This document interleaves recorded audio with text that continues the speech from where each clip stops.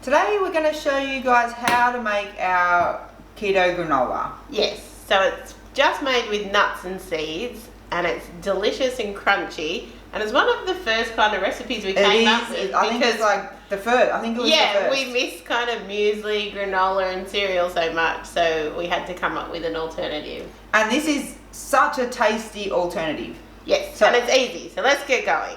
First off, coconut. So we're going to put all of our nuts and seeds into this bowl, and we've chopped some of them up. And you can use any sort of variety of nuts and seeds that you have. It doesn't have to be exactly what's in the recipe. The coconut is the like base. The bulk. Yeah. So there's 100 grams of coconut, and then 50 grams of macadamia nuts. That we've chopped up. We've already chopped up, just roughly chopped. We like it a bit coarse. Yeah. Pecans, 50 grams again, and almonds, another 50 grams. And we also have a video you should check out which shows like the best kind of nuts for keto as far as carbs. So definitely check that out, and maybe you could incorporate some of those nuts. Some of the other nuts we've used as well. Walnuts we've used before. Yeah. We try to avoid nuts like cashews and peanuts because they're a bit higher. A little bit higher. And then the seeds, 30 grams of pumpkin seeds or pepitas. Yeah. 20 grams of sesame seeds, and 20 grams of chia seeds. So again, the chia seeds, sometimes we use hemp seeds. Just depends what we sometimes have we use poppy seeds, whatever we've got at home. Yep. So we just mix this up, I think. Yeah, we just give that a quick toss in a bowl, and then we'll start getting our wet ingredients together that we're just going to pour over to kind of coat it, and that's what makes it all, you know, crunchy and delicious when you bake it in the oven. We do have our oven preheating because we are going to bake it, so 180 degrees Celsius, 350 Fahrenheit, and we've got a baking tray here that we've lined with some paper.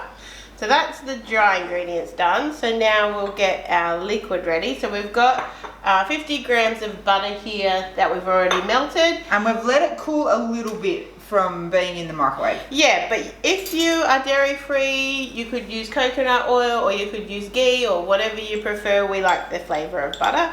So we're putting in a 1/4 teaspoon of salt, 1/4 teaspoon of this maple flavour, which we get it from iHerb, and it's kind of like, I guess, vanilla essence, but think maple. It just gives rather than using maple syrup. Delicious flavour. Yeah. And it's the smell of it, I think, as well. It smells really delicious. Yeah. And then we're going to add a tablespoon of cinnamon from our giant size jar. Which has featured in our recipes before. Don't talk about it. Anyone needs cinnamon, hit us up. And then what makes it kind of caramelly and delicious, I think, is this sucrin gold. So we're going to add 3 tablespoons of this. You could use another sweetener if you don't have this one. So we'll put a link below to where you can buy sucrin. It is available in Australia, and it's definitely our preferred sweetener. And it's a mix of stevia and erythritol, and definitely our preferred sweetener as far as taste, and everything that we've made for our family and friends who aren't keto, they've enjoyed it, not that there's an aftertaste or anything. So that's kind of, if that's in, check it out. So I've just mixed up those wet ingredients to get like a little bit of a kind of wet paste that we're going to now add to the nuts. So we'll pop the nuts, pour this in.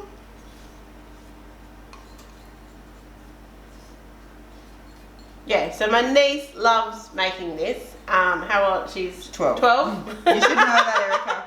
But, yeah, so anyone can make it. It's not, I mean, she's a really good cook, but yeah, definitely get kids involved. Great way to get them involved. Actually, I actually do make this recipe. Yeah, this is true. It's because it was your favourite, wasn't it? Yeah, so this is one that we know we often say even Dan can do it. I actually do this one. With the recipe. To the T. Okay, so we just want to make sure we get all the little bits of coconut and the seeds and everything all coated in that yummy sucrin butter mixture. Yum. And you can it smells amazing in here already. Yeah, because of the cinnamon and the maple, it smells so good. So now we're just going to take our baking tray that we've got lined with non-stick baking paper, and we're just going to pour the granola mixture out. And you just want to kind of spread it out evenly across the tray so that it all gets a bit of heat, and that makes it really crispy and crunchy and delicious. Okay, so it's ready to go in the oven now, and we're going to pop it in for about 10 minutes. My tip is to keep an eye on it because it can kind of catch if you don't watch it. And also about halfway through, give it a bit of a mix around so that it all kind of gets a bit toasty and crunchy, because otherwise it might stay a bit wet on the bottom. So just give it a bit of a mix around occasionally so that it all gets toasty. In it goes. That was 10 minutes. Smells amazing. Yeah. I can't wait to have some of this a bit later with some Greek yogurt and berries. That's my favourite way to have it. So it was 10 minutes in the oven. I stirred it a couple of times and it looks perfect. It goes kind of golden. That's exactly the way you want it to look. And when it comes out, it has to cool down and kind of harden up before it's best to eat. Yeah, so it'll still look a little bit wet. It will dry out as it cools down. So you want to let it cool completely, and then the best way to store it is in an airtight jar. Yeah. So the other things I like to have it with, vanilla custard, just a sprinkle little on top. And also on top of your chia pudding, it's a nice little garnish for your chia pudding. We tend to use it more of a garnish than like a cereal. Yeah, exactly.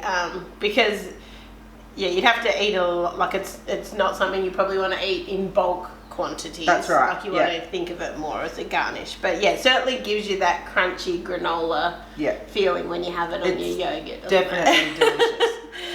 So we've got the full recipe details in the description below, so definitely check that out if you want to make it. Remember, you can sub in your own nuts.